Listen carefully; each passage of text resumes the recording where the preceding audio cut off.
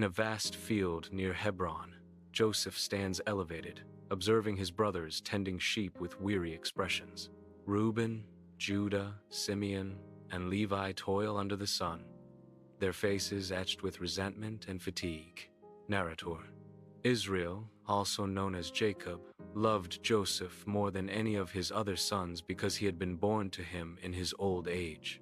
Narrator: He made a richly ornamented robe for him. A symbol of favoritism hangs heavy in the air, an echoing void. The location is unseen, unknown, yet filled with the sound of Joseph's voice. The emptiness amplifies the anticipation of what is to come. Joseph, O.S., cries out, his voice reverberating. Reuben! Judah! I have returned! The unseen space holds its breath, awaiting a response to Joseph's call. The echo lingers, a promise or a threat hanging in the air. Joseph's return marks a turning point, the silence pregnant with possibility. In an unknown location, Reuben looks up, weariness etched on his face. Reuben's gaze pierces through Joseph, a silent question hanging in the air. Joseph, Reuben begins, his voice carrying a hint of anticipation.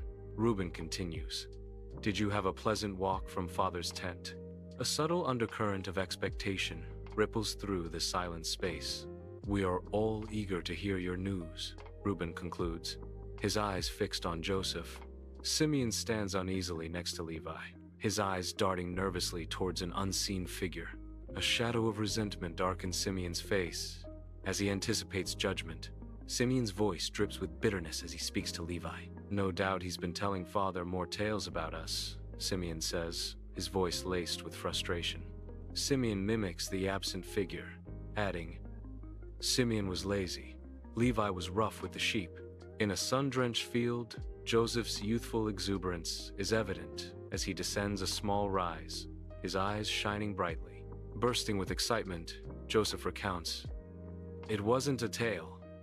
I had a dream. He vividly describes the dream. We were binding sheaves. My sheaf rose. Your sheaves bowed down to it. The field seems to hold its breath, absorbing the weight of Joseph's prophetic vision. Levi stands, face ablaze with fury in the stark, unknown location. He gestures wildly, his anger threatening to consume him. So you dream of ruling over us? Levi spits, his voice dripping with scorn. He continues, You, the boy who stays home, while we work in the sun and risk our lives with wild animals? Levi's eyes burn with contempt. In the stark expanse of the unknown, a heavy silence descends, the air thick with unspoken words and simmering conflict. Two figures face each other, silhouettes against the harsh light, their postures mirroring a deep, unresolved tension. Judah's eyes narrow, his gaze piercing as he addresses his kin. Perhaps the sun has baked your brains, little brother. Judah's voice cuts through the silence. The weight of Judah's words hangs in the air, challenging the younger brother's resolve. Judah's declaration echoes, Your dream is foolish. Under the vast sky near Hebron, Simeon and Levi cast angry glances at Joseph, their figures stark against the landscape. The brothers gather, a tight knot of shadowed faces, their animosity palpable. Long shadows stretch across the field as the afternoon sun beats down. The air hangs heavy with unspoken threats and simmering anger. Each brother is lost in thought, contemplating the simmering conflict. In a dimly lit, unidentified space, Simeon stands, his face a mask of grim resolve. The air is heavy, thick with unspoken malice. He plots in hushed tones, his words dripping with sinister intent. We should get rid of him, Simeon hisses, his eyes gleaming with dark ambition. Throw him in a pit and tell Father he was killed by a wild animal, he concludes, his plan cold and ruthless. Dim light barely illuminates the unknown space, casting long, eerie shadows that twist and writhe across the ground. Fear etches deep lines into the faces gathered, a silent testament to the desperate situation they face. Reuben steps forward, his face a mask of conflicted emotions, his eyes filled with doubt. No, we can't kill him. Reuben declares, his voice trembling slightly, betraying his inner turmoil. He proposes an alternative, a desperate gamble against fate. Let's just throw him in the pit. A chilling hope flickers in his eyes as he whispers, maybe a wild animal will find him. A dark fate. A desolate road winds toward the distant pyramids, the air shimmering with heat and unspoken treachery. The brothers stand over Joseph, their grim faces betraying a dark plan as they watch a group of traders approach. Camels laden with goods plod slowly along the road, their bells jingling in the oppressive silence. Judah steps forward, a false sense of mercy in his voice. Let's not kill him. We'll sell him to these traders instead. Under the relentless desert sun, brothers clash, their argument as fierce as the heat. Dust devils swirl in the distance, mirroring the turmoil brewing among them. Judah steps forward, his face hardened by a cruel calculation. What good will it do us to kill our brother? Judah asks, his voice sharp and pragmatic. Let's sell him to these traders, Judah declares, his eyes gleaming with avarice. At least we'll get something for him, Judah concludes, sealing Joseph's grim fate. Under the harsh sun, the brothers return to Jacob's tent, their steps heavy with dread and deception. Grim faces betray the weight of their lie as they approach their father's dwelling. They hold aloft Joseph's coat, the fabric stained with blood, a cruel fabrication taking form. Silence descends, thick with unspoken guilt. As they prepare to deliver their false narrative, their voices tremble as they utter the rehearsed words. We found this. A wild animal must have killed Joseph. The bloodied coat becomes a symbol of their betrayal, a stain on their souls as dark as their deed. In a dimly lit space, Reuben extends a coat, his face a canvas of feigned grief. The coat hangs between them, a silent question mark in the tense air. Reuben's eyes glint with a hidden agenda as he presents the garment, his voice dripping with insincerity. Reuben asks, Father, we found this coat.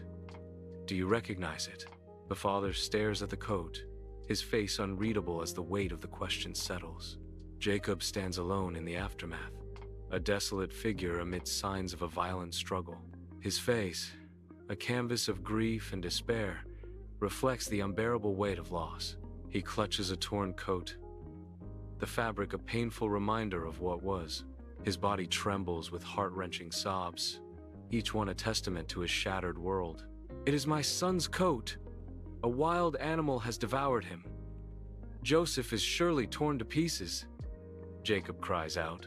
Joseph enters Potiphar's opulent home, the air thick with the scent of wealth and power. Potiphar, stern and discerning, observes Joseph with a calculating gaze, assessing his worth. Joseph bows, his eyes reflecting a quiet strength that belies his humble posture.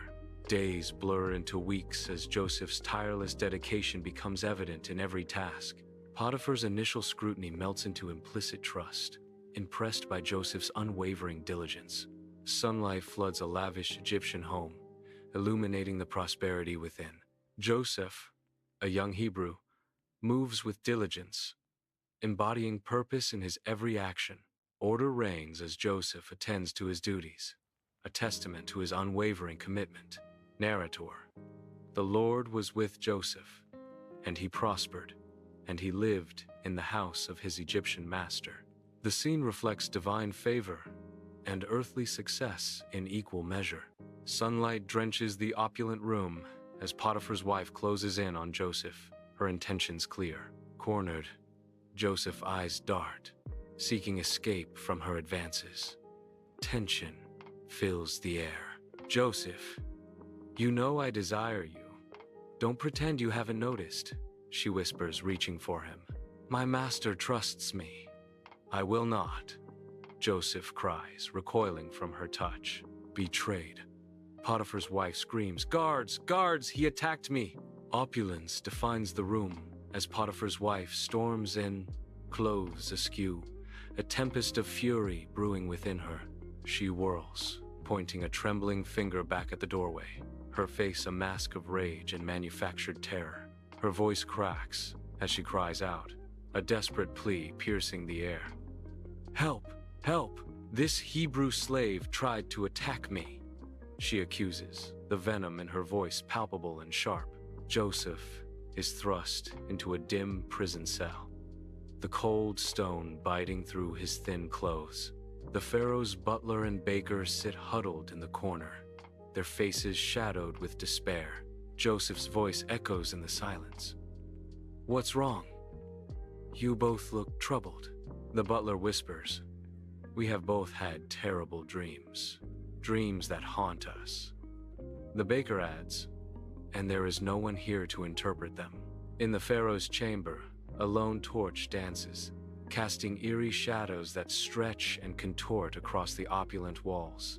Butler, etched with fatigue, recounts a vivid dream, his gestures painting images in the dimly lit air. His eyes reflect the flickering torchlight as he relives the dream's surreal imagery.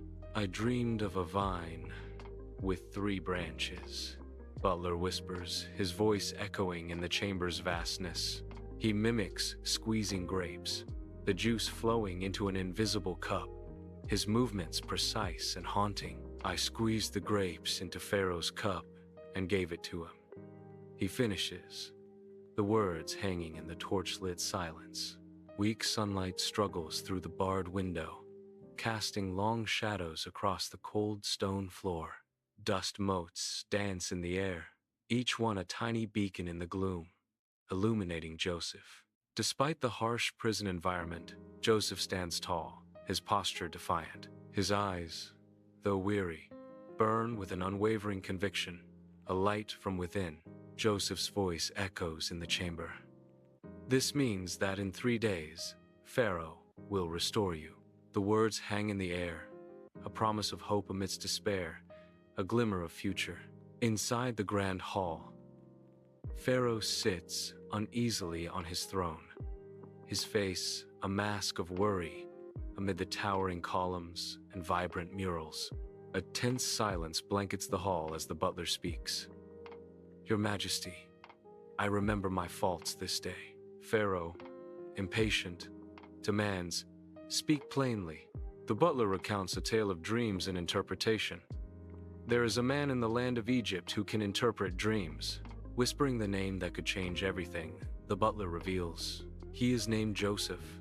In the dim light, a regal figure sits heavily upon a throne, gold trim, catching what light there is.